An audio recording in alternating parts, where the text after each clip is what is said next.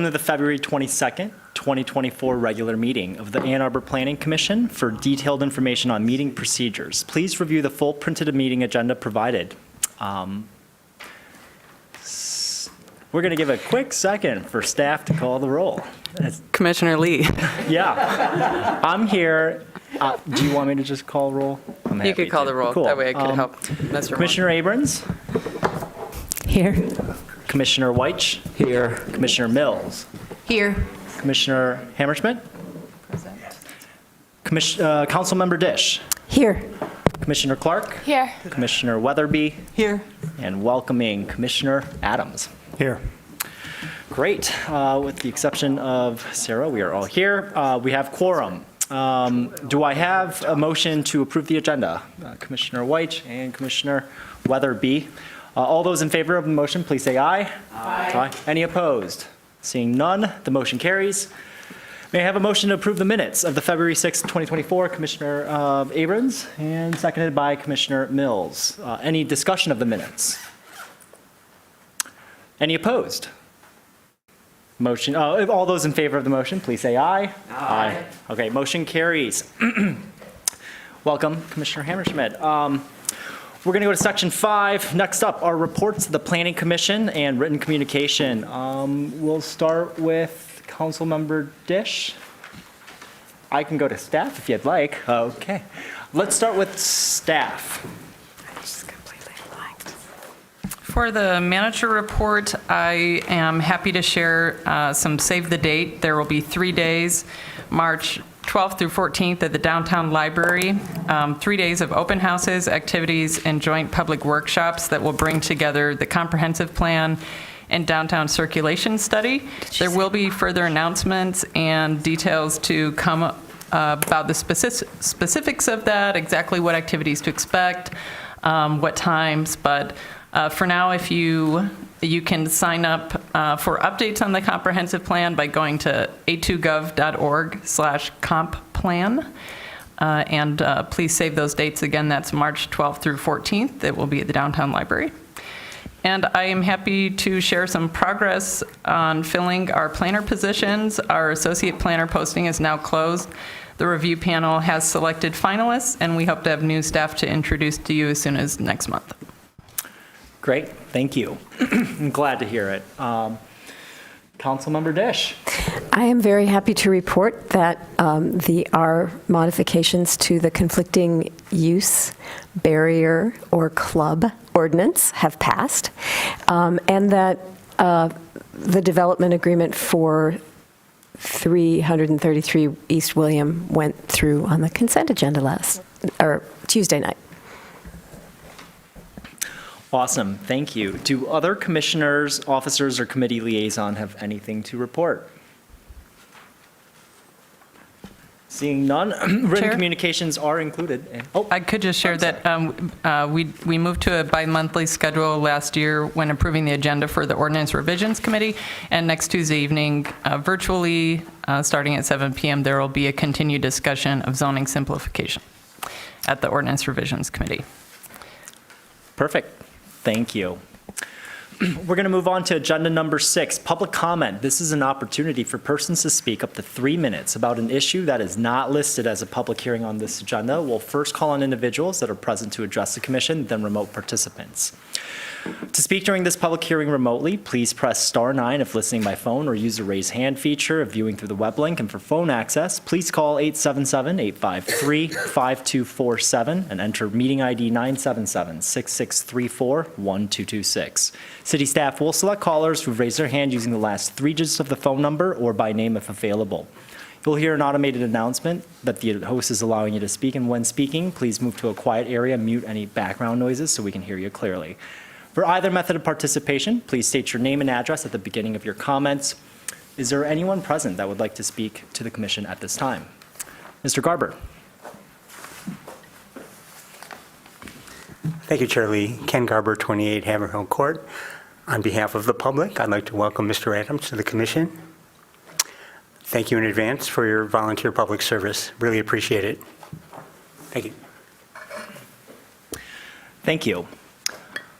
Is there anyone else present that would like to speak at this time? Seeing no one, is there anyone remotely that would like to address the commission? Ms. Kelly? We'll give it another 2 seconds. No All right. hands raised. I will close public comment. We're going to go to public hearing scheduled for the next business meeting. So, Ms. Kelly, would you like to talk about the 732 Packard? There's 3 public hearings for the Planning Commission meeting on March 5th, 2024. The first is 732 Packard Street, PUD zoning district and supplemental regulations and site plan.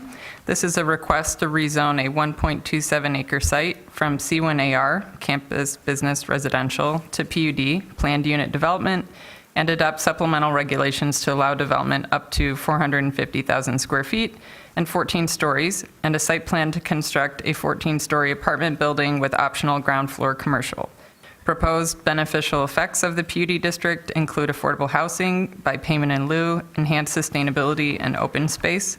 As proposed, the building has 387 apartments, 78 vehicle parking spaces, 341 bicycle parking spaces, and includes streetscape improvements.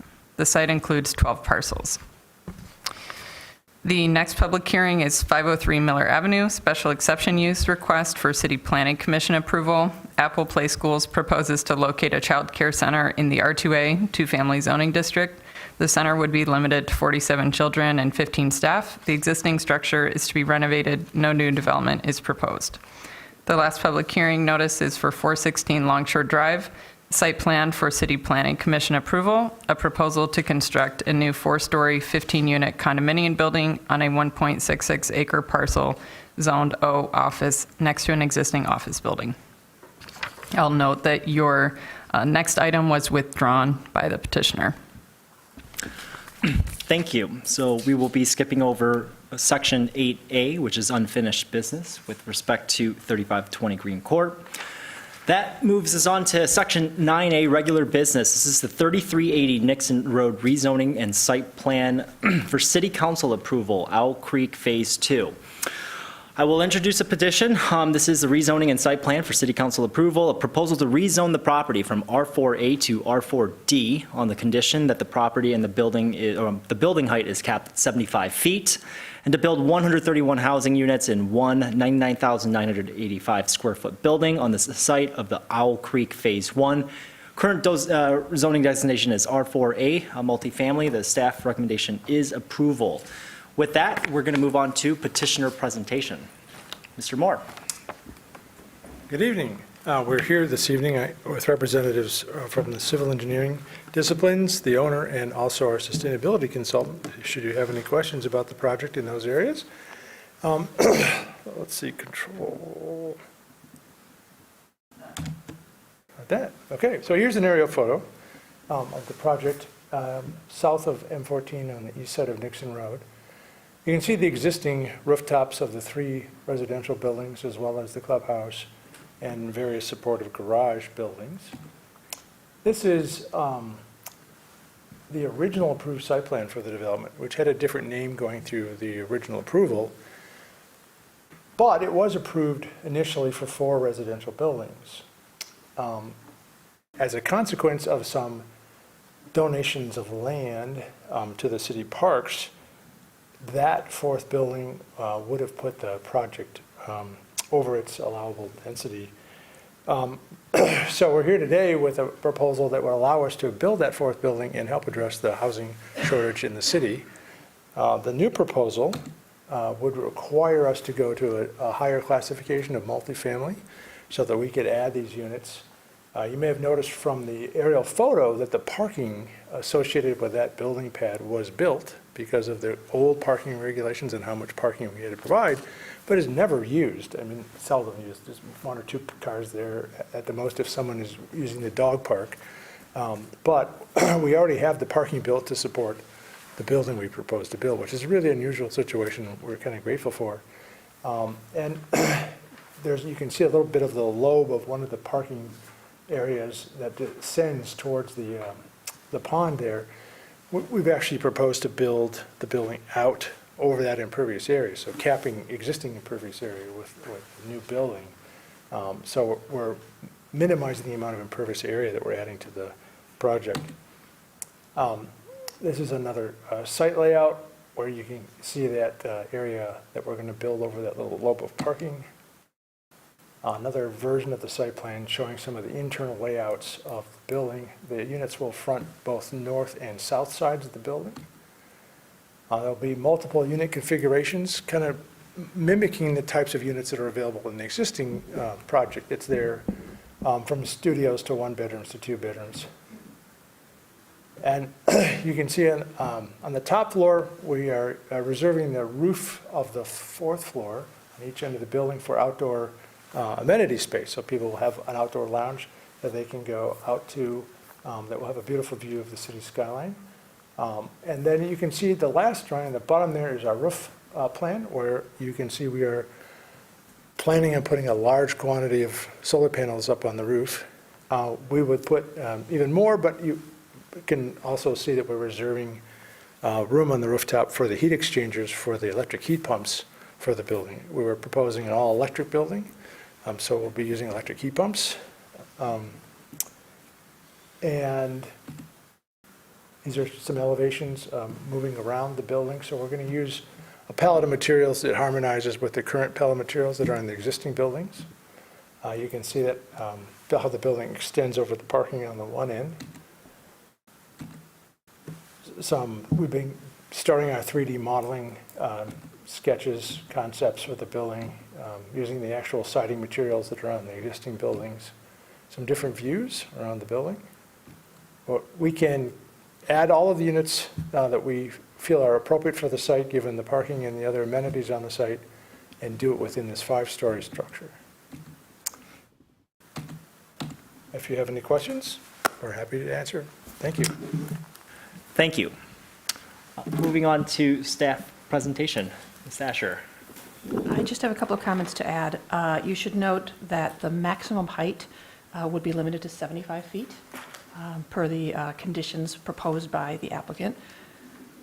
There is a net loss of 8 parking spaces and a net gain of 10 EV installed and 86 EV capable that are in the vicinity of this new building. And on August 23, 2023, the ZBA granted a variance of 7.08 feet from the rear yard setback requirements. And staff recommends approval of both the rezoning and the site plan. Thank you. Thank you. We're going to move on to public hearing. This is an opportunity for persons to speak up to 3 minutes about this particular item. We'll first call on individuals present to address the commission, then remote participants. To speak during this public hearing remotely, please press *9 if listening by phone, or use the raise hand feature if viewing through the web link. For phone access, please call 877-853-5247 and enter meeting ID 977-6634. 1226. City staff will select callers that have raised their hand using the last 3 digits of the phone number or by name if available. You'll hear an automated announcement that the host is allowing you to speak, and when speaking, please move to a quiet area, mute your background noises so we can hear you clearly. For either method of participation, please state your name and your address at the beginning of your comments. Is there anyone present that would like to address the commission?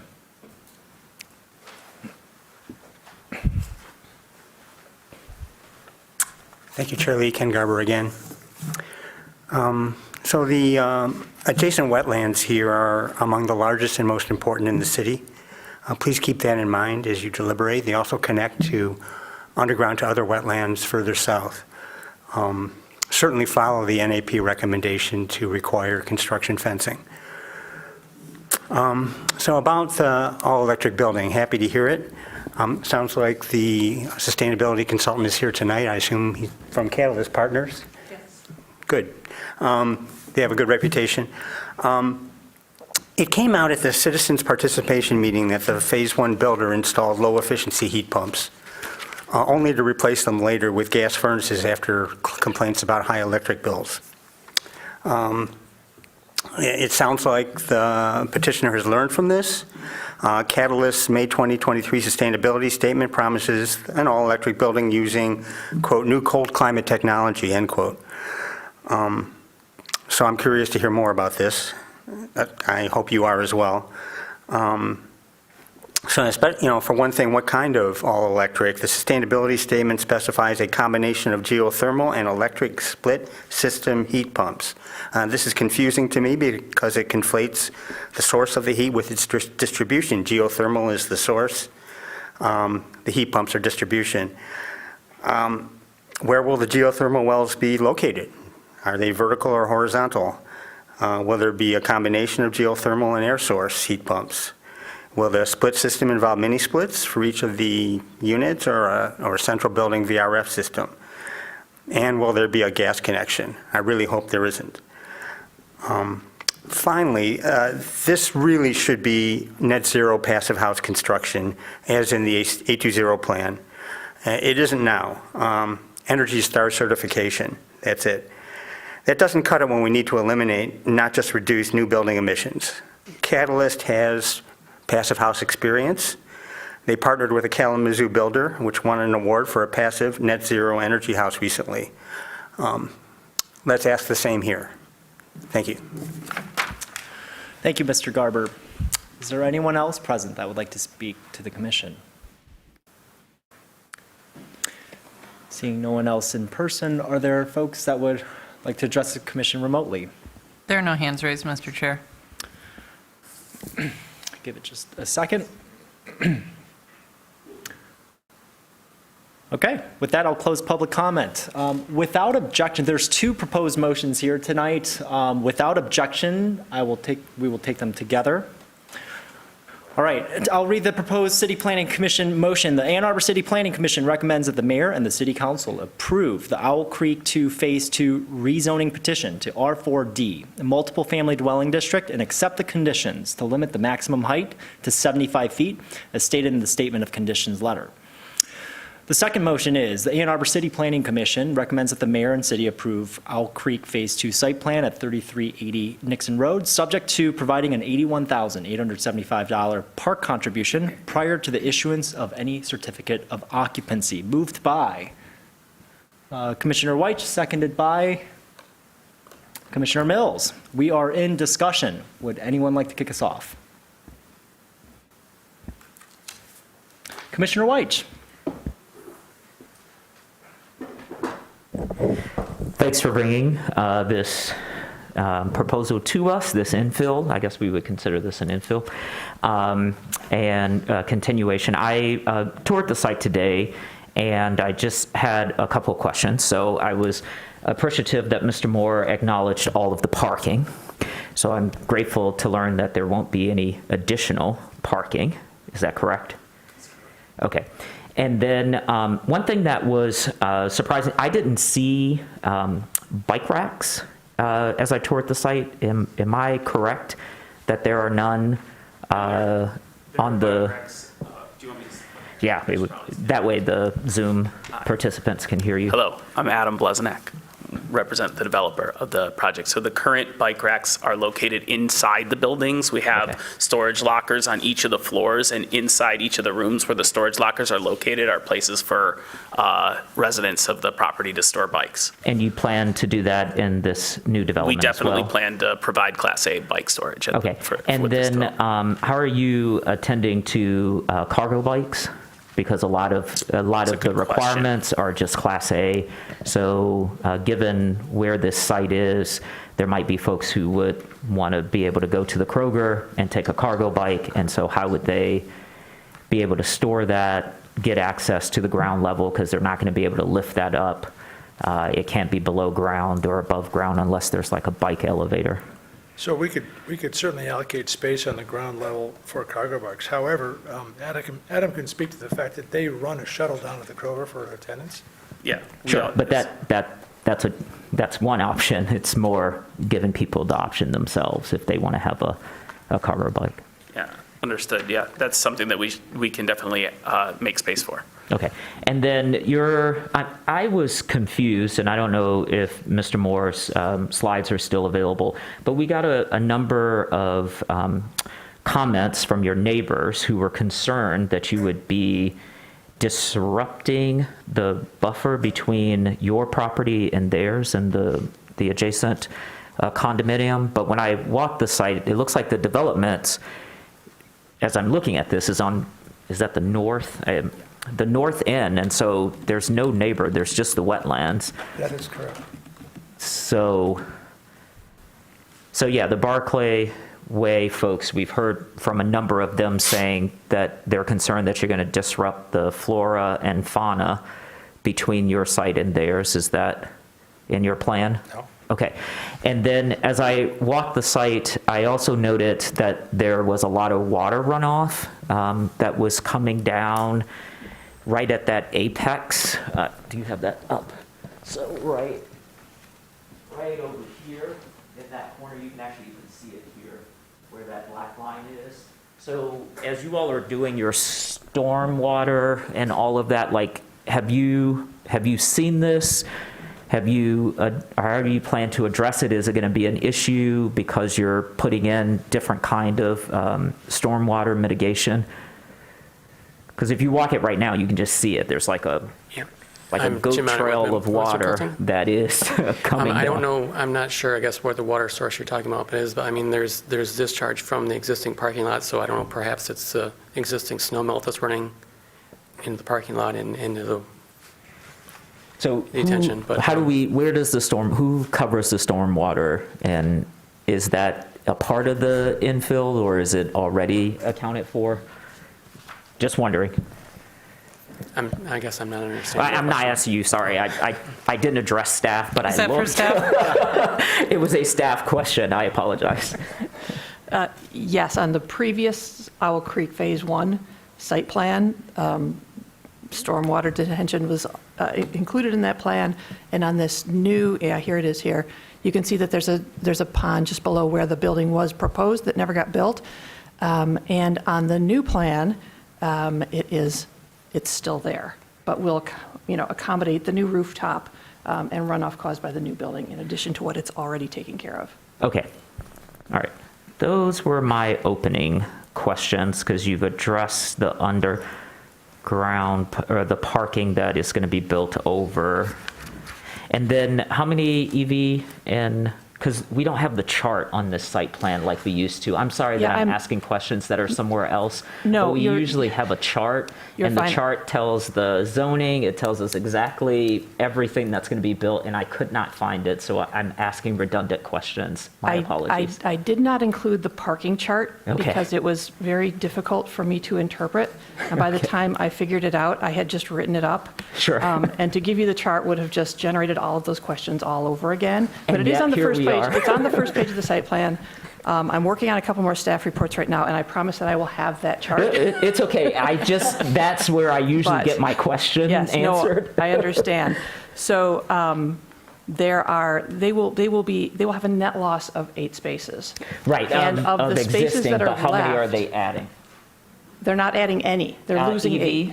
They're not adding any EV parking? They're adding 10 EV installed And and 86 86 capable? And capable. where are you putting these?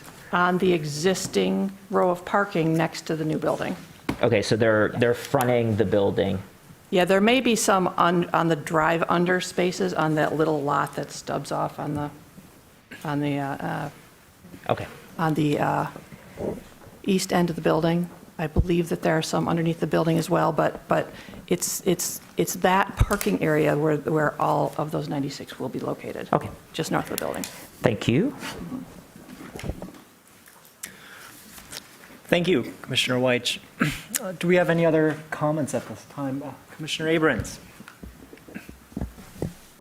I just wanted a little bit of background about the discrepancy between the current height of the new building and the limited height in the conditions. So I don't know if that's a question for staff or for the petitioner, but if the current building is designed at 60 feet and the limit is set at 75. So the 75 allows for taking the height not to the parapet of the main building, but also the stair towers and elevator overrides. We've elected to extend the stair towers all the way to the roof so we could service the EV panels without trying to crawl through a hatch. And as a function of the city zoning ordinance, you have to measure to the top of those extended stair towers. So even though most of the building is not that high, technically there is a part that is that high, and that's why it's in.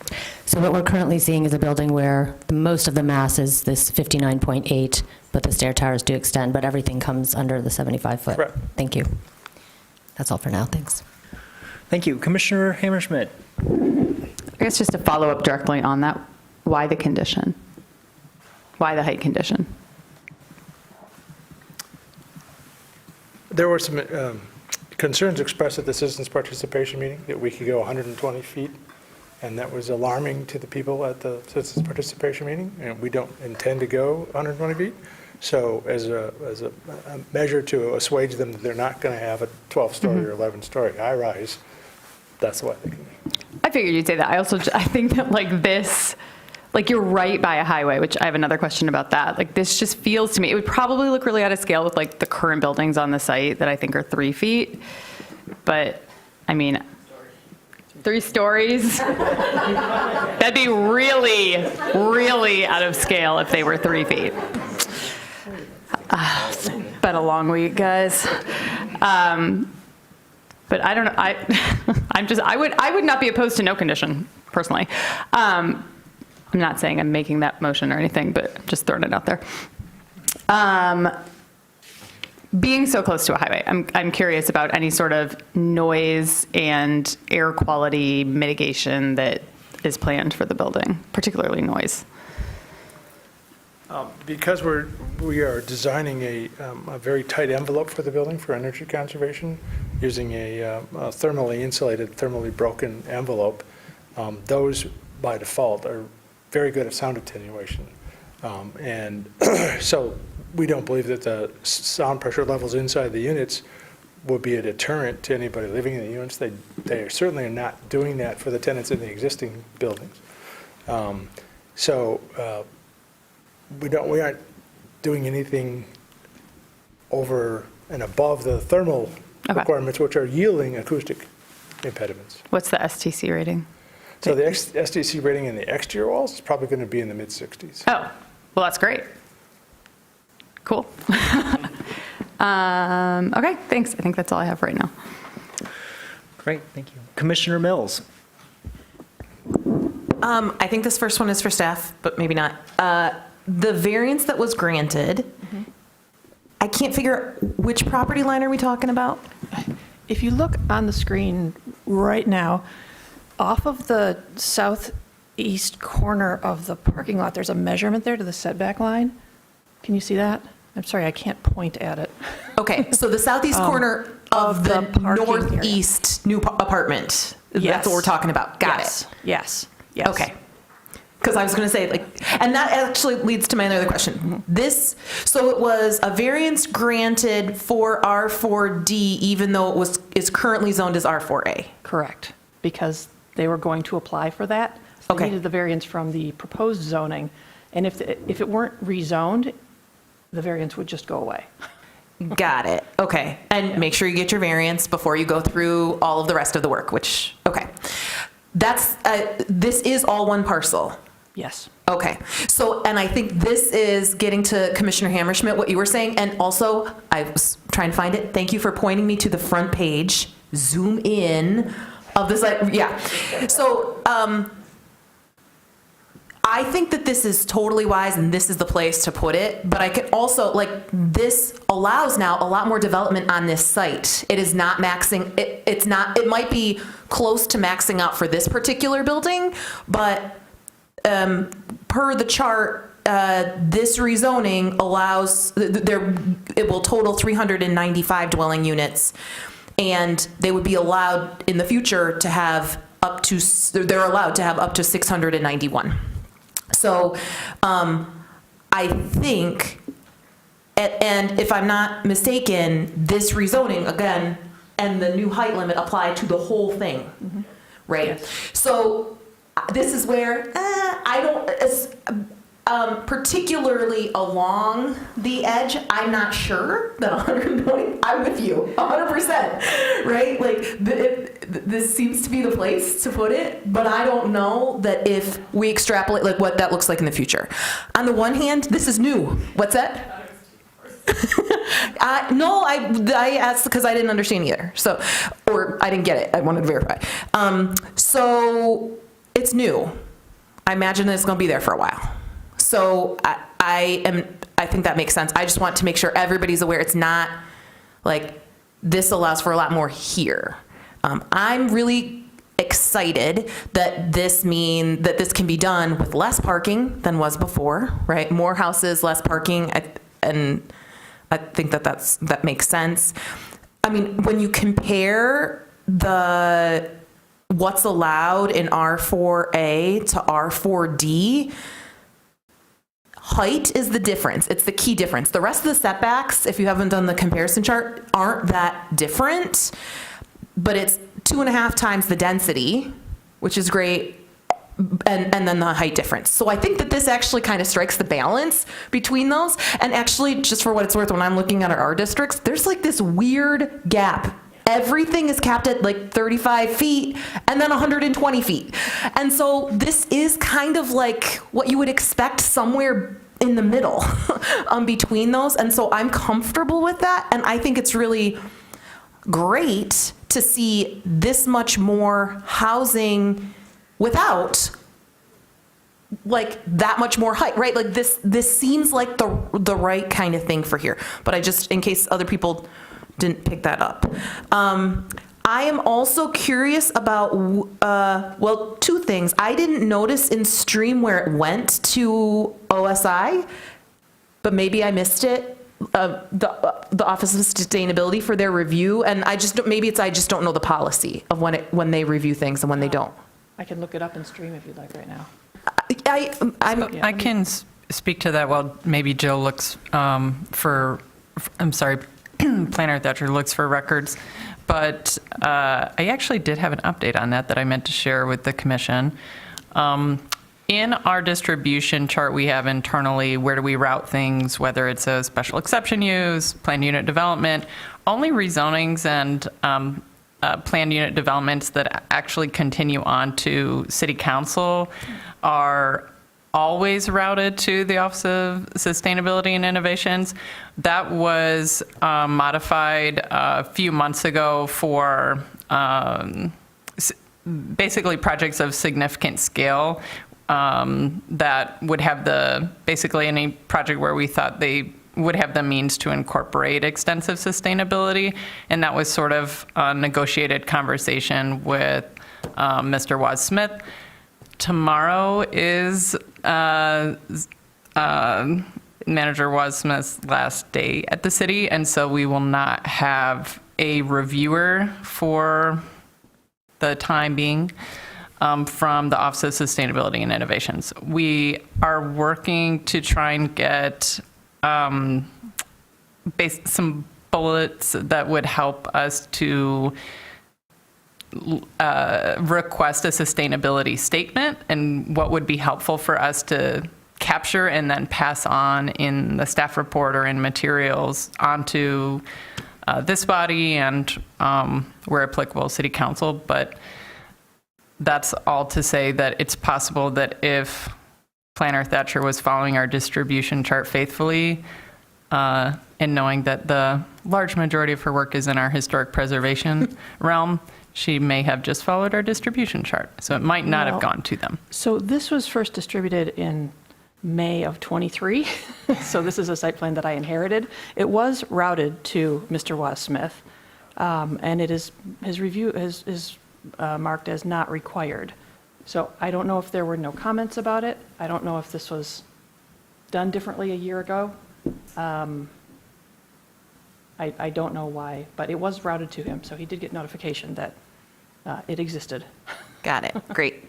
And then the other part of it is that I'm trying to figure out where I can find the details about what it is and whether it's in like a development agreement. Is there a development agreement for this? There is no development agreement for this project, no. Okay. Which is why the motion looks a little funny because it has the parks contribution Yeah.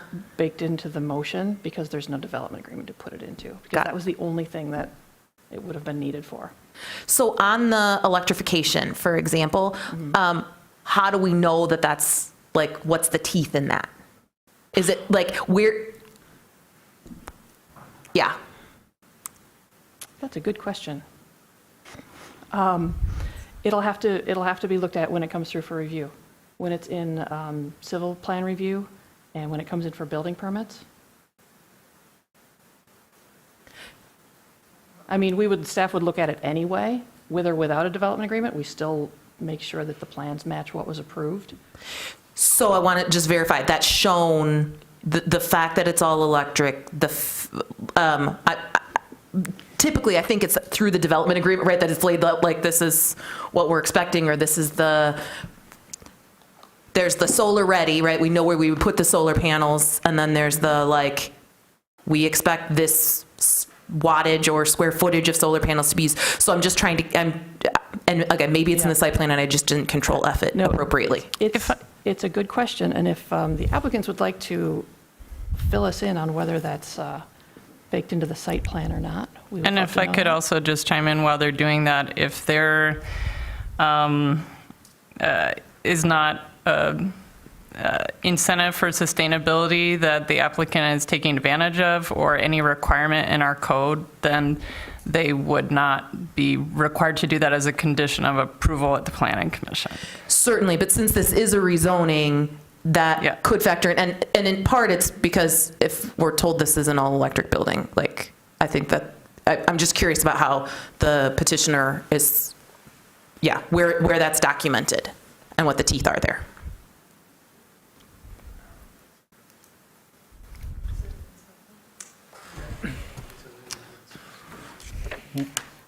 I think it's a good point. Would the petitioner like to give us a little bit of feedback? In consultation with the owner, he's happy to add a condition beyond the height limit that the new building be all electric as part of the conditional rezoning. That would assuage your concerns? I mean, I think that certainly assuages it. I think the question that I would have is whether that is for this new building or any new development that would occur on this rezoned site. That's a good question. I mean, I don't know. I would say that it would be a condition for this. I would say we would offer it as a condition for this site plan. And we're not planning on rebuilding or remodeling the other buildings. Certainly. I mean, I hope not. That would be terribly unsustainable The thing is that at this point. If you were to redevelop the site, you would need a new site plan, and then you would have, I don't know how that condition doesn't run with, you have a new site plan approval process. I don't know how it would. Yeah, be Commissioner careful. Abrams. We certainly agree that it would be a condition of the new building. But we have two motions. One is about the rezoning and one is about the site plan. So can't the electrification be attached as a condition to the site plan motion as opposed to the rezoning motion? I'm looking at, Yes. yeah, Planner Thatcher says yes. Okay, and that would mean it's attached to this site plan, Right. the commitment to electrification, not to the rezoning. That would be friendly? Okay. Yes. That'd be friendly. And then Commissioner White. So just following on with what Commissioner Abrams just suggested, would that then carry forward, as I think Commissioner Mills was leading us towards, if they did another infill on this development because it's attached to the rezoning? So they could promise electrification to get this rezoning, and then maybe in the middle where they have these parking garages and carports, tear that down and build a building that would not have to be electrified, and it would not come back to us because it is not changing the site plan. So they would be permitted to build. That would change the site plan, because we'd add more density, more units. Wouldn't we have to go back for a site plan? Yep. But aren't they already approved for the density? No, if Site plan. I was going to Okay, say, okay. so I would, Just asking questions. and similarly, I mean, I want to make sure that I understand this, 'cause if that's okay, sorry. Yeah, but that's fine. Commissioner Mills, I sure started thing. us down this rabbit hole, sorry. You're fine. Because these two things are separate, and because the rezoning is not tying them to actually doing the building that is in the second motion, I'm it's not just only future development. Once this is rezoned, the conditions continue on, but any conditions that are put on the site plan do not continue on. And so I personally, I'm uncomfortable with having the conditions. I asked what was friendly. I can't require a condition. That's what started this. But I'm uncomfortable with that condition only being on the site plan.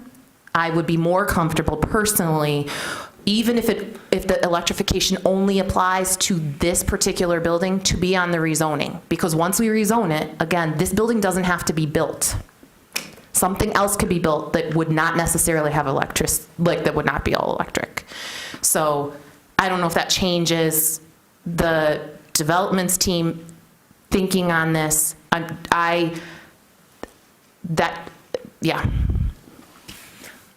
Commissioner Abrams. I feel a little confused, so I just want a little clarification. Commissioner Mills, you're saying you would like the electrification condition to be attached to the rezoning petition, but then you said something about even if it was only for this building. Mm-hmm. So in that case, wouldn't it still leave open the loophole that you're concerned about? If they didn't build this building and 3 years from now came back with a different site plan, it wouldn't be there anymore? I thank you for that clarification. I mean, I think maybe it could be for the number of units, like at least 131 units on this site that could potentially be 691 need to be fully electric. That is a stronger condition in my mind than not applying it to the zoning and only applying it to the site plan, personally. Yeah. So then it gets weird. You're totally right. I mean, This is another theoretical question for us to grapple with, which is utility governance something that's within the bounds of the Michigan Planning Enabling Act of governing permitted use, FAR, and setback? Can we basically say, hey, we need this, at least on the zoning side, on the site plan side, I feel comfortable saying, hey, let's attach the electrification to the site plan approval, in addition to this $82,000 parks contribution, right? Say, you got to get a CO, you're going to have to show that it's fully electrified. Of course, you're going to do that.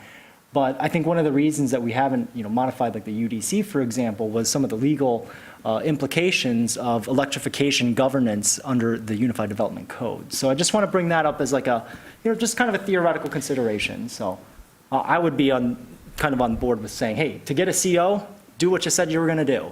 So to me, that seems simpler. It seems more legible to me, and we don't have to cross that like murky waters of legal contest. So, Commissioner Mills. This is a question then to staff. Is there a pathway that only allows the rezoning if this is if the site plan that we see before us is built? Because that's a regularly tricky issue. This wouldn't be the first time that there's precedent. There's other plans that have come through here where both have come together, and ultimately what was like the site plan that we saw is not what was built. And so I'm curious if there's another pathway. I'll have to consider that further. We could come back to it later in this meeting, or we could revisit it in a working session. Just tell me what your pleasure is, and I could confer perhaps with Manager Leonard, some other staff during the meeting. But I would feel uncomfortable recommending something other than a strictly framed as a voluntary contribution by the development team to the site plan. I think could be appropriate. Moving into, I do think that it's important to take into consideration some of the cautions that were just shared by Chair Lee. I have a similar understanding of some of the challenges of embedding into zoning, and I would want to consider that further. I don't know if Planner Thatcher has other advice for the commission. Just one thing to add, that the city attorney's office has always advised us planners to limit zoning conditions to zoning, zoning factors, area height and placement, things like that. This strays beyond the boundaries of what's typically designated in a zoning ordinance. So I would be cautious tying anything not zoning related directly to a zoning, rezoning of land. Commissioner Mills. I have a related question now that's not about conditions, but it is about electrification, which is presumably the utilities were sized without a fully electric building in mind, without electric vehicle charging in mind. What does DTE say about this one? They say that in this area of the city, they have the capacity. Okay, thank you. It's a newer part of the city with not as many encumbrances as the core of the city, which is much older, lines and conduits and conductors and other challenges. Okay, interesting. I don't have any more questions right now, but yeah. Thank you. Any other commissioners with comments, questions, thoughts? No. Councilmember Dish. I wonder if we could just clarify. I'm a little bit confused. So we have a developer who's willing to do an electrified building, yes. The building is designed with principles for energy conservation, yes. Sometimes we find that in the site plan narrative, but I didn't see it there. Did I miss it? Okay. So we would like to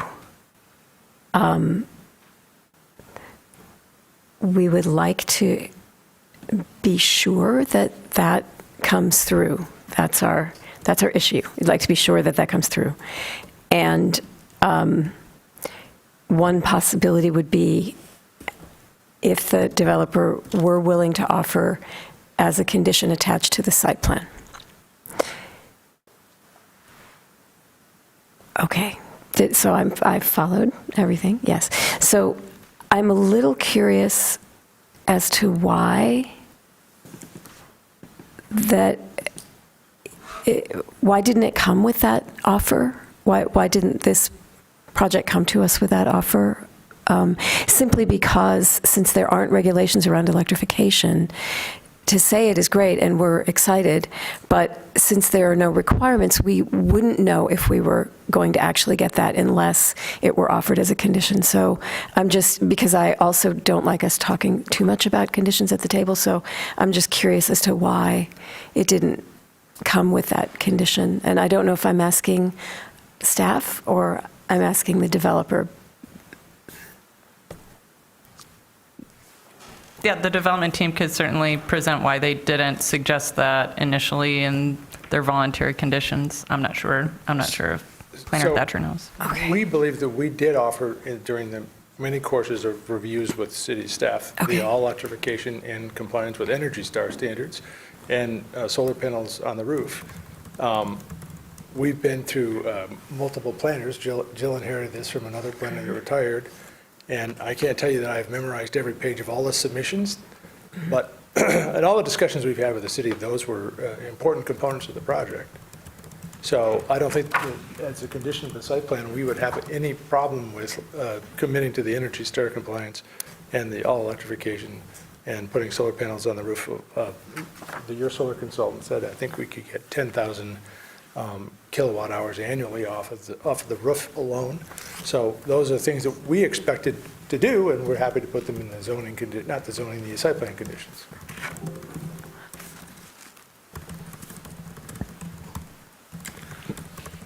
All right, thank you. Councilmember Dish, did you have anything to add? No, I think so. I think what you said is you thought you had offered those and that you're quite willing to offer them. And I'm only making sure that I completely understand this and pressing on this because when I need to talk about this at the table, I want to be able to talk about all the great things that are in it. And I wasn't fully aware of all those great things until we got here. Thank you. Are there other commissioners, council members, staff? Oh, yeah, Commissioner White. Two things. One, Mr. Garber asked about the wetlands and how you plan to protect them. Can you speak to that, please?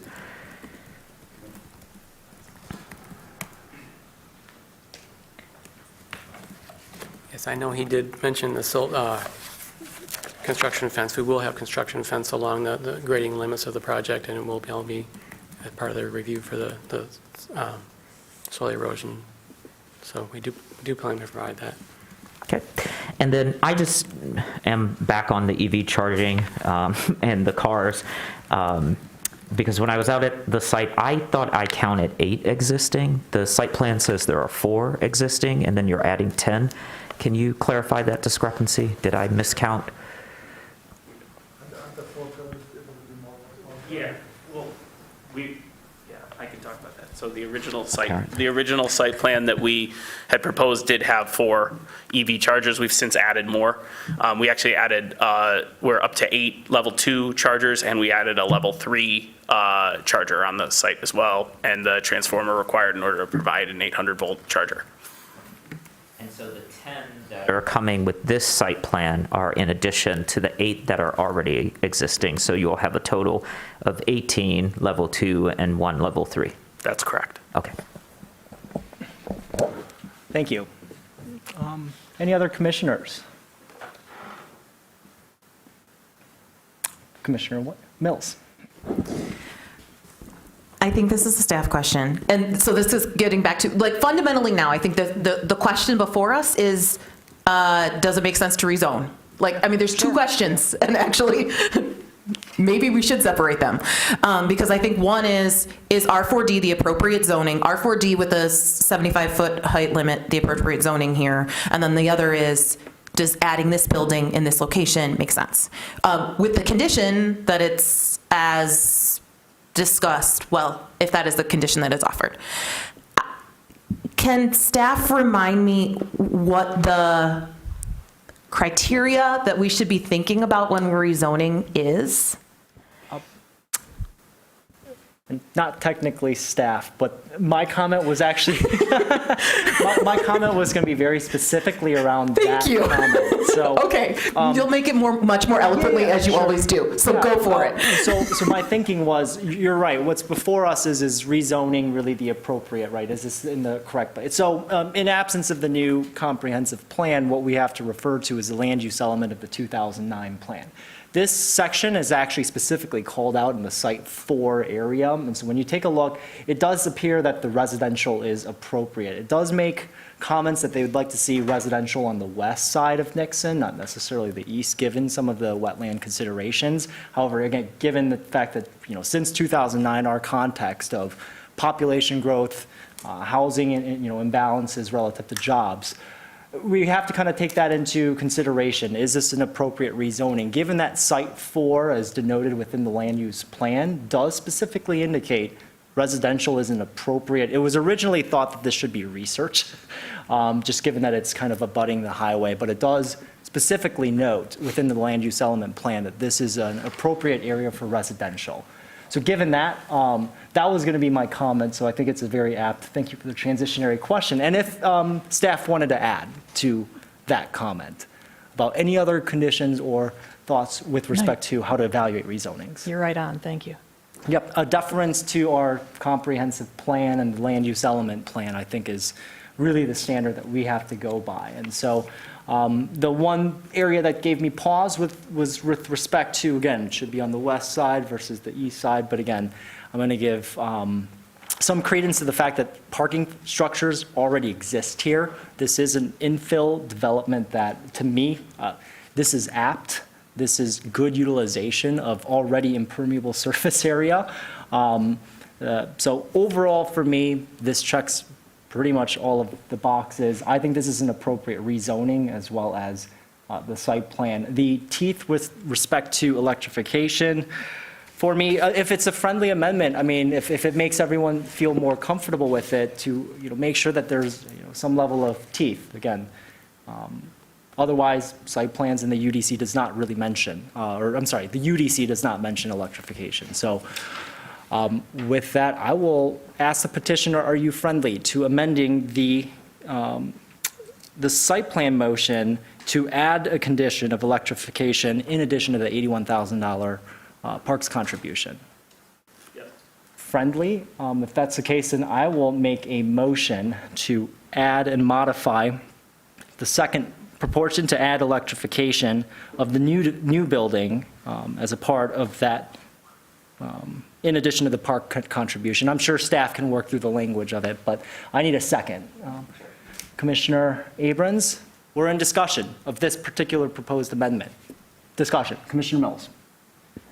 When the petitioner was going over the sustainability elements, I also heard them talk about the solar, and I control F'd the site plan, and I didn't find solar in there, and also Energy Star, the Energy Star standard, and I'm curious if that is all, I wasn't sure if that was your intention too, in thinking about the conditions for the site plan. We're friendly to adding the condition for electrification. At this time, we've done a lot of work in modeling out the compliance with Energy Star. We're not at the point of construction drawings where I'm ready to make that part of the condition to this. It is our commitment, and we're planning on doing that. But I think that making the friendly, we are friendly to adding that as the condition for electrification at this time to the site plan. Thank you. So to just summarize what I heard, Commissioner Mills, you were looking for Energy Star and solar panels as a part of the potential conditions, and the petitioner is saying we're friendly to electrification, but we're not quite far enough on MEPs to say, yes, 1,000% will do solar. So, Commissioner Adams. Operationalizing this, when we say conditions, we're saying in the motion, just like the park contribution is the condition prior to the issuance of the CO. Correct.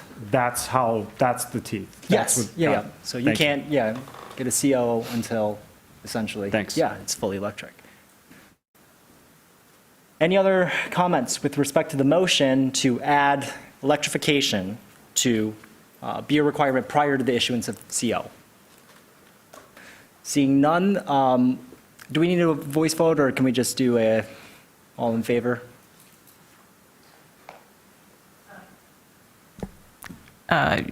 You could try a voice vote, and if, Okay, yeah, if it gets voice chaotic, vote. then we'll do a roll call. You can Yeah, do it sure. like that. All those in favor say aye. Aye. All those in objection? Seeing none? Okay, amendment is passed.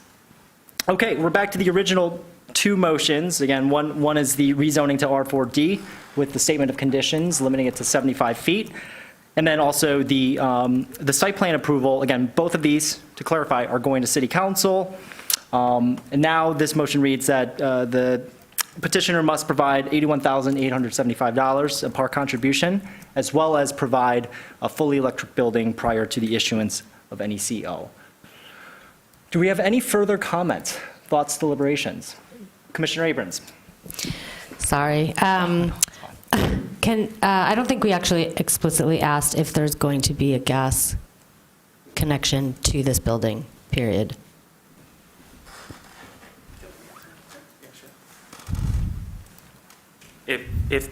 Since the building will be all electric, there would be no, I don't foresee a reason. There isn't a building plan right now, building drawings yet, but there would be no reason to have a connection to gas.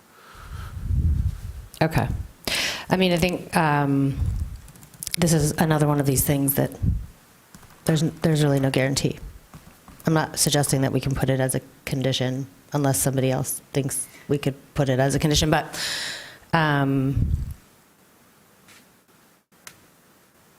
sorry, let me just think for a minute. Let me ask a more, while you're thinking, just a more kind of practical question. Just given the DTE, we have outages and things of that nature. For a fully electric building, are there any other plans for backup generation at the site? Again, we're not that far along in the evolution of the MEPs. Sure, It's yep. possible, but I can't answer the question until we get farther along. Sure. And for clarification, MEP stands for mechanical, electrical, plumbing, which are kind of expensive stuff. So, Commissioner Abrams, I'll circle back to you if you have anything further. Yes, Councilmember Dish.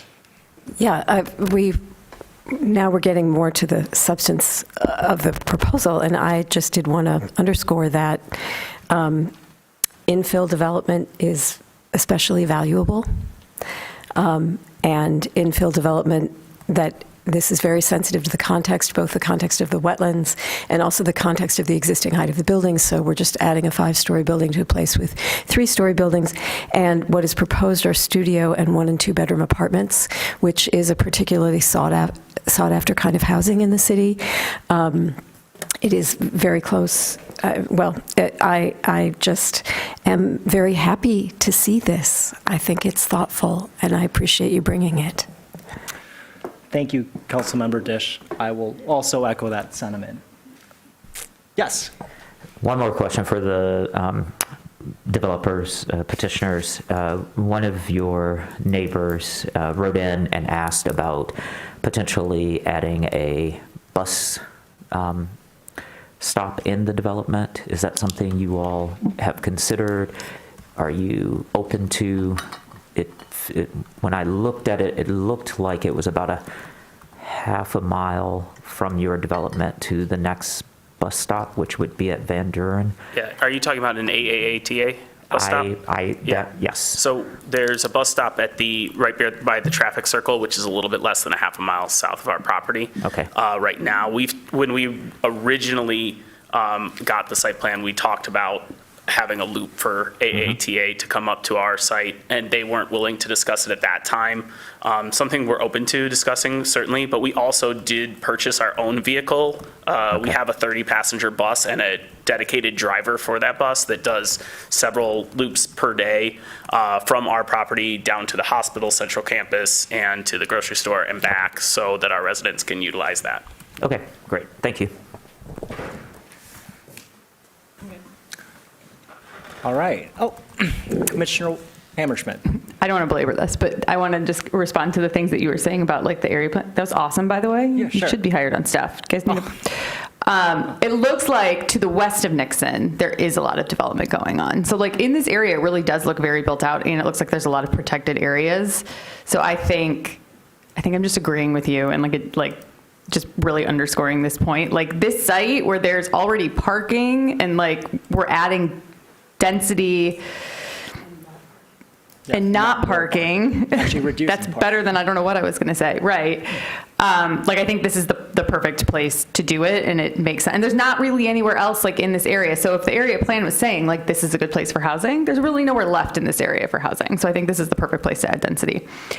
Going back to the question about gas, I'm assuming, but you never want to assume, so I'm asking, the existing buildings have gas connections? Yes, that's correct. And they also, I think it was brought up in some of the public comment before this, was that we did attempt to install an all-electric heating and cooling system in the original development. What ended up happening was there was actually the equipment that we purchased, it turned out to be the wrong choice of equipment. And the heat pump that augments the resistance heating, which is just basically electric tape and a plug into the wall, stops at 40 degrees ambient temperature, and there are heat pumps that run to 0 degrees ambient temperature. In order to fix that issue, and we had, for example, we had people living in studio apartments that were getting $300 monthly electric bills, and it really wasn't a reasonable way for anyone. It wasn't efficient. It wasn't the right answer. And rather than replacing all of the equipment, the decision was to install 6 gas boilers internally that then have a hydronic fluid that runs in PEX piping throughout the building to the coils of the mechanicals, and it does power. So yes, there is gas in those buildings, but we have the education now on how to avoid that. Those pieces of equipment are vertical terminal air conditioners, and the heat pump is inside of the unit. The plan that we have now is a split system with a condenser on the roof, and then the thermodynamics from, that the condenser are where the heat pump is located to draw in the heat during the cold months of the year to then bring to the all-electric system. And those are much more efficient, and we're hoping that will solve that problem. Thank you very much for that explanation. That was more than I was actually, I was mostly curious, like there's a clubhouse. So if there was a power outage, this new building is all electric, there is no backup generation, like are there places where people could go on site as like a warming center or something? Glad you asked that. So as a company, we've made a commitment to installing gas power generators at all of our clubhouses. It is not complete at this clubhouse yet, but this clubhouse, our plan is to install a gas power generator at this clubhouse so that the bathrooms, showers at the clubhouse, and the kitchen at the clubhouse are available for residents in the event that there is a power outage. Okay, as much as I don't love installing new gas stuff, since you're already doing that, that is even more of a reason not to worry as much about the new building. There's places for these residents to go if there is an outage, and it is all electric. That's certainly our commitment, yes. Yes, thank you. All right, thank you. Commissioner Mills. So the thing that I'm struggling with is R4D appropriate here? And so I went again to figure out what the definition of R4D is and kind of where it goes, and it's intended to permit higher density in high-rise buildings on substantial tracts of land in areas outside the downtown. But then there's some additional criteria to apply, and the first one talks about, I think, this building in particular. This is ideal for R4C. This building is the presence of natural land features that may be used to advantage in scaling down the potential impacts on surrounding areas. We talked about, like, it's highway on one side, like public land on the other side. And so I think that part is, but what I'm struggling with is that we're not just talking about this building, we're talking about rezoning this entire parcel. And I don't think that criteria then applies to the next, to the entire site. I don't think that there are presence of natural land features that effectively allow for scaling down on surrounding areas. And again, in this part of the city in particular, there's lots of R4. It's all R4A, like lots of it. So anyway, that's one of the things that I'm struggling with. The next one is the location would enhance this another reason it says a criteria of why you would apply R4D. If I said R4C there, I meant R4D. Yeah. I meant R4D, sure. That's what I'm sorry. Yeah. Let the record be corrected. The next one is the location would enhance the bypasses and entranceways to the city and provide a community focal or identity point. It could. I don't know that is really, I mean, again, in this particular place, that part meets the first criteria. The rest of it, if we rezone it, I don't think it's providing necessarily that community focal point right now. I mean, and I don't know how you tie that in the future to the whole site. And then the third one was provide housing opportunities near outlying commercial, service, or employment centers. And again, this is the end of it, that like there's not much beyond it. And so it's the farthest one from those employment centers. Like, sure, obviously all like down Nixon, there's a lot, but it seems odd that this would be the place rather than to densify rather than densify the entire quarter. So again, I'm trying to think like, what is I 100% agree that the building that we're talking about,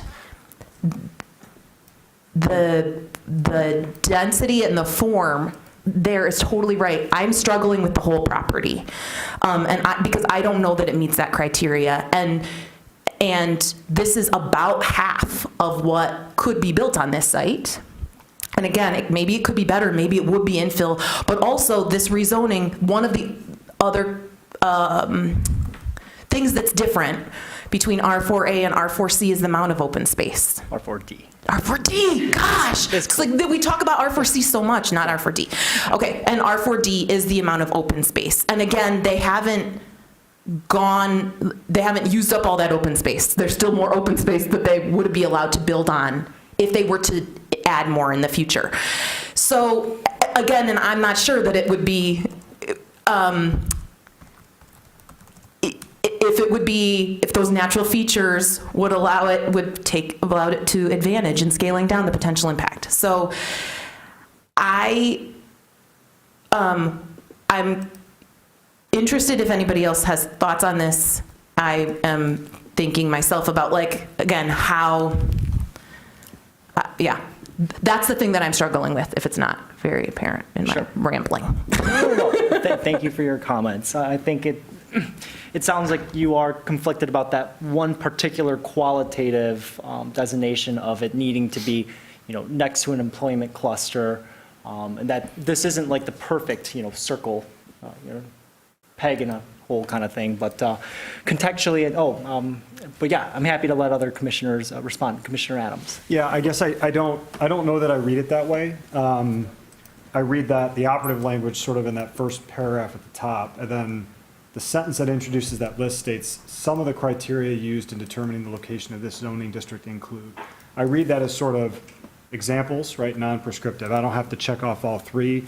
I don't even have to check off one if I think if there's a substantial tract of land located in areas other downtown, of minimize the impact of permitted intensity of land use. To me, that's the guts of where this is appropriate.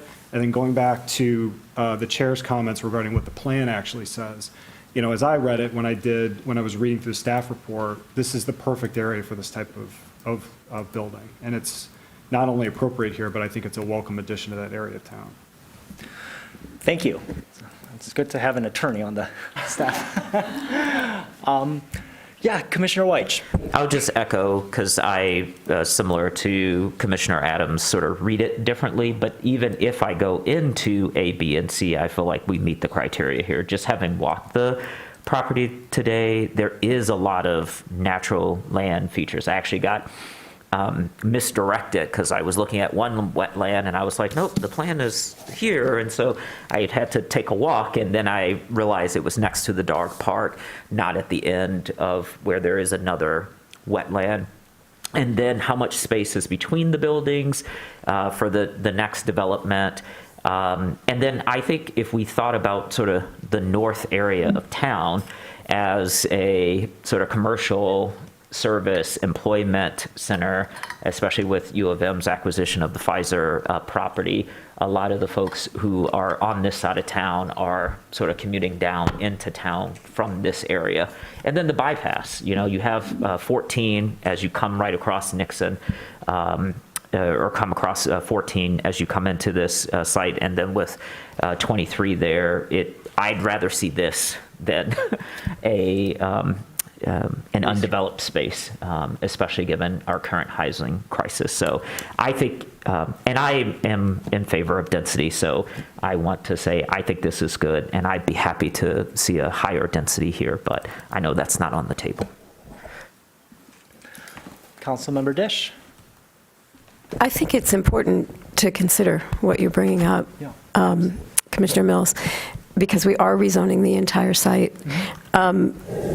I would add that other things that are in this area, right, Nixon is, obviously, as we see from this and where the plan is, it's right by 23. Well, that's, if you go to Plymouth, there's a huge medical center for you there. And so there's really quite a lot of jobs that are out this way. And there isn't a lot of land open to be redeveloped. And so I think that while we might have pause about, is this really the right zoning designation for this whole parcel? I think that we are aiming to provide more housing opportunities inside the city to reduce commuting, and we are aiming to locate those opportunities as close to job opportunities as we can, and services. There's 1 million grocery stores there. I wish some of them were closer in, but this is a very well-serviced area, and so I think, and again, we know that the Owl Creek Phase 1 is not old or outmoded, and so the likelihood that it would be, redeveloped very soon is slim, and who knows how much density will be welcoming in Ann Arbor 40 years from now, when I will not be alive. So, Slightly morbid. well, I don't think I'll live to 103. So, I feel that, I think that the standards are being honored. I think the thing about, development on the west rather than the east, we've already done it, right? It's already there, and I don't think any of us would necessarily want research there. So this really, I think that we are being rigorous and thoughtful, and considering the area, I think this is a terrific infill project. Thank you. I will just echo Councilmember Dish really quickly that I do also appreciate Commissioner Mills' comment with respect to this. This does impact the entire site. So I think looking at that is a very appropriate concept, just given the fact that we are kind of hyper-focused on that one little parcel. So almost might be easier if it was kind of like platted or separated, but alas, that's not. This is where we are here. But contextually speaking, I think this is a great infill project. So. Commissioner Hammerschmidt. Back when I thought this was 2 parcels and I was ready to just get rid of this condition. Yeah. I think what you really want, Commissioner Mills, is like an R4F that has that 75 or 80 foot height limit. I think like the R4D, right, with this condition to 75 feet, like rather than the 120 feet for the whole site, makes me more comfortable with it. It buffers from the highway at the end of the day, especially this taller building. So I think because of that, I guess now I'm team condition, now that I've realized what this thing actually is. Did I say it's been a long week? It's been a long week. Yeah, all good. All right, with that, I'm gonna look for any last comments, thoughts. Ms. Kelly, I think we're ready for a roll call vote. On the motions as presented with the friendly amendment that a condition be added to approve the site plan requiring building electrification, Chair Lee. Yes. Vice Chair Abrams. Yes. Secretary Weish. Yes. Commissioner Mills. Yes. Commissioner Hammerschmidt. Yes. Councilmember Dish. Yes. Commissioner Clark. Yes. Commissioner Weatherby. Yes. Commissioner Adams. Yes. That carries. Thank you, and good luck at City Council. All right, we're going to move on to agenda number 10, other business. There is none, so we are going straight to agenda number 11, public comment. This is a second opportunity for persons to speak up to 3 minutes about any issue that is not listed as a public hearing on this agenda. We'll first call on individuals present to address the commission, then remote participants. To speak during this public hearing remotely, please press *9 if listening by phone, or use the raise hand feature if viewing through the web link. And for phone access, please call 877-853-5247 and enter meeting ID 977-6634-1226.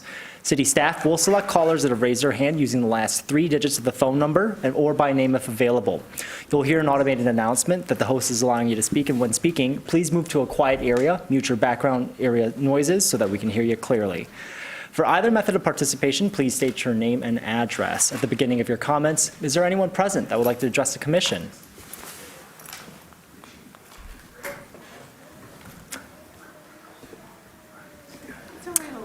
Hi, yes. That is adjustable with a button on the right if you do want to use that. It's on the top right if you're facing. The top right is this one? Yeah. All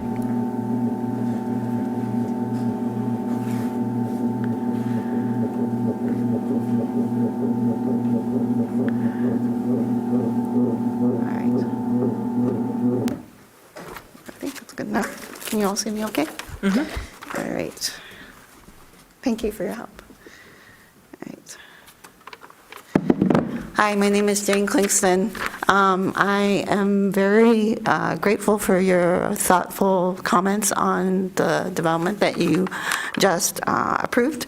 We had done a lot of work in the past to make sure that this development maintained the preservation of those wetlands. It doesn't have anything to do with density. It's that those are very valuable to providing clean water supply to the Huron River. And we also know that that's critical at this point in time. But also, that property has a lot of very highly valuable ecological and environmental features, including a lot of species that should be given habitat space. All right. One of the things that I would like you to consider is to make sure that that development and any other future development does make sure, does have the mobility accessible units, and that for the COOs, that they are actually verifying that all of the units are ADA accessible. There's supposed to be 5% and then 2%. And the other thing I would like to ask you is to consider an initiative to increase that amount. Roughly 14% of the U.S. population currently needs assistance to ambulate, and as we're moving into greater aging in place and a larger senior population, we need more of the housing to be accessible. Unfortunately, the Fair Housing Act hasn't increased that amount since 1991, and I think it would be great if the city took initiative to do that. If we had 15%, that meets just what we need right now. So just even if you got to 10%, that would make a significant impact for future development. Let's see, where am I? Sorry, if I run over, I apologize, just let me know. So this unit, the other thing that I would really appreciate is that we're conscious about this corridor, and that housing development does not have good public transit access. And so I don't know what you can do as a commission to convince the AATA to look at it, maybe even going into the township and making an agreement so there's a turnaround past the highway. Those people, it's very difficult for anybody who has mobility issues to go past Green and Duvarn and up Nixon. And it'd be great if we had the transit, but the AATA won't do that without a turnaround loop. And they were the last place that we could have that. So, all right. Anyways, thank you very much for your time. I appreciate it. Thank you. Do we have anyone else in the audience that would like to speak at this time?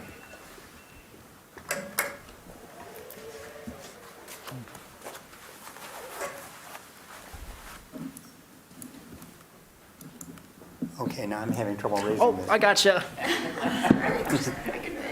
You just press down in the up direction, should move for you. Oh, this button right here. Yep. Oh, okay, that way. Yep. Not the mouse, what am I thinking? Automatic.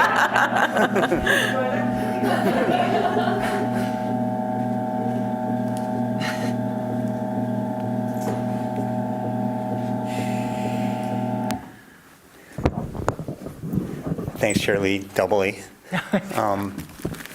Yeah, thank you, Commission, for making electrification a condition on this site plan. If I could make a suggestion to staff as you're working out the language, that, electrification is kind of vague, that the condition be no natural gas hookup. Petitioner is already committed to that. So beyond that, I definitely agree with Ms. Kligman's concern about the wetlands and about accessibility. I think, going beyond the legal standard is really important. And I haven't given any thought to this or looked at statute, but it's something that, the commission may want to put on its agenda for the UDC. So otherwise, thank you again for your, excellent deliberation tonight on this, and for paying attention to public, and for your service on commission. Take care. Thank you. Anyone else in the audience that would like to speak? Seeing no one, do we have anybody remotely that would like to address the commission? There are no attendees. Oh, okay. All right. It's like that Parks and Rec moment when the camera moves to an empty room. Okay. With that, I'll close public comment. We're moving on to agenda item 12. Is there any commission proposed business? Commissioner White. I would like to modify our bicycle ordinance that's in the UDC. I sent planning staff a question about whether or not the entire bicycle ordinance is in our UDC or if it exists anywhere else, so that the recommendations that I'd like to make are covered. And then I would like to understand what the acceptable preference would be for this recommendation. My thought was to write a memo to Chair Abrams, who I think chairs the ORC, and ask for consideration of a proposal to amend our bicycle ordinance to include cargo bikes as a part of our site plan approval. Thank you. Well, can I get confirmation that that is what we should do? From me, I Or saw, from staff. I saw Planner Kelly nodding in acknowledgement that.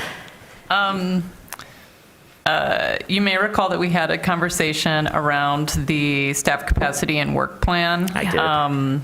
This is not currently on the work plan. It is not. However, it does come up from time to time, and it is important to staff. And it actually coincides with kind of like a bundle of other things that I have, on my wish list someday, if we are able to tackle standards for bike rooms, making sure that we are thinking about minimizing path of travel for bicyclists and people who are using smaller vehicles, electric charging, for micromobility, sometimes it's referred to, scooters, e-bikes. So there is a lot there to tackle. I think it's more than just cargo bikes. I would want to go further if we address that section and made modifications. I did pose it as a potential priority for the Ordinance Revisions Committee, and it was ranked, I think, in the bottom. It was ranked very low. Yeah. But for a potential thing to tackle, I think I just slipped it in there as a staff idea. So maybe there could be further discussion. Oh, sure. I just wanted to ask, I think that's a really, really good and important idea, because clearly they are a different shape, and you see them all over. So many people are using cargo bikes now. And so, but I'm wondering if, knowing where we are with staff capacity, and again, this issue that Mr. Garber just brought up about, oh, by the way, what's our standard for electrification? There are things that I wondered if staff can help promote the cargo bike accommodation informally without an ordinance necessary. These are the kinds of smaller things that I think in discussions about site plans and other things that you all have that could come up and be addressed, at least as a fix in the meantime, and then we can obviously put it on our list of things that we really want to get to, but I would like us to be doing it even if we can't write it into law yet. Is that possible? We do that. Actually, we do already encourage, even at the concept phase. Actually, Planner Thatcher, who's just here tonight, and I had a concept meeting with potential project developer, and they were asking us a bunch of questions. It would be a downtown development, and we got to talking about parking and all of the things that would be available to them if they wanted to lease parking from the DDA or do a shared parking arrangement if that's something that they wanted to take advantage of. And then we, pivoted to bike parking, and we said, hey, there's a lot of different types of bikes. People have trailers that they tow their kids on. Sometimes people have cargo bikes. There's micromobile, other types of vehicles that, you want to make it really convenient to live in a place like this. So please think about all the different formats that would be required. So we encourage that even before we get a formal submittal. If we're talking to people, we bring it up. Yeah, Commissioner White, yeah. So for me, and I appreciate the discussion, and I do recognize the staff limitations in terms of time, but I personally feel like this is, for me, something to understand how this would come from a commissioner into the UDC. I know there are staff ways that these things come, but I'm trying to figure out, like, with a smaller contained thing, how we would go about this process. And then I trust ORC to prioritize it, schedule a hearing, hear, I'm happy to make a presentation. I have some language that I'd like to propose. So that's what I'm just trying to understand the process for doing this. And then I think I trust staff and the rest of the commission to say, oh, this is the process, we're not going to do it. And that would be fine, but I just want to make sure I understand it. And I didn't hear an objection to me writing a memo to Chair Abrams with this proposal, and then I will wait to hear back. So, and I can totally appreciate the attention to process. That's something that is very important to me as well. As you know, I'm newer to the department, and I couldn't decipher a clear process for necessarily what brought something onto the work program, what moved something, out of the work program if it became irrelevant. I, by way of you noting this at this meeting during commission proposed business, put the commission proposals into a list, and I was thinking when we were going through the last work program review that it would be nice to have more discussion around it. And I think what we could do is maybe circulate a survey in advance of a working session and just say, these are things that came up over the last year in commission proposed business. Are these still important? Or over the last 6 months, whenever we revisit it next, and just have a more open discussion about maybe ranking the priorities that reflect everyone on the commission, and then finding how to match those with staff capacity over whatever the next horizon is, putting them into your next work program, and then bringing it to your vote for adoption. Thank you. I will send you a memo. Thanks. Yeah. Commissioner Abrams. Yeah, so my understanding of the previous process, which I think Mix Kelly is proposing a good update to, is that staff would just collect a list at the end of every meeting, and those things would come to us once or twice a year, and we discuss the work program and decide what we want to prioritize in consultation or conversation with planning staff. So I think you please write me the memo if you feel compelled to write the memo, but I think that as of this discussion, it is now on this list and will appear the next time we discuss a work program.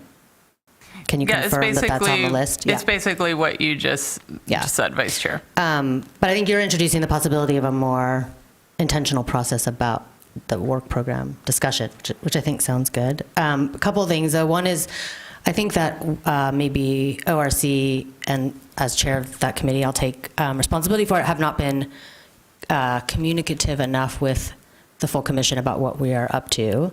And so we are meeting on Tuesday, and I will report at our next commission meeting what we discussed. But generally, we are working our way through a kind of complex conversation around zoning minimalism and UDC simplification. And I also was going to say, we're down a commissioner. We're down to a committee of 3, and because of staff limitations, we have been volunteering to do some legwork of our own, homework. So we could really use a 4th person. I know that we're maybe at capacity because of the comprehensive plan subcommittee, but if there was anybody who was not already committed to a committee, and wanted to join us on the ORC, I think we would welcome more contribution. That's not how it works. So that that a condition? Yeah, That's not Commissioner the White. It's not the I'm looking at you. And then, if I have another thing I wanted to say, but maybe, is there anyone want to say anything more about ORC and process? Okay. I just wanted to offer Commissioner Adams a chance to introduce themselves to the public and to us, which I meant to request at the beginning, and then everything went so fast at the beginning. But Yes, that'd be great. Thank you. Thank you. Hi, everybody. My name is Dan. I'm a lifelong resident of the Ann Arbor area. I grew up in Dexter. Actually, Commissioner Clark and I both are proud dreadnoughts. Attorney by training, I practiced law for 6 years in Detroit for Honigman, doing commercial litigation. I'm now in-house at GM. I don't have any prior background in planning or land use, but it was something that politically I got into in connection with the library lot proposal in 2018 and just got sucked into it and deeper, and here I am. I'm very excited to be here, excited to help out, and excited to work on these issues directly. So it's nice to meet you all. Welcome. Do we have any other commission? Oh, do you like to revise ordinances? I do. Commissioner Mills. In terms of Mix Kelly, earlier you noted the departure of Mr. Ross Smith.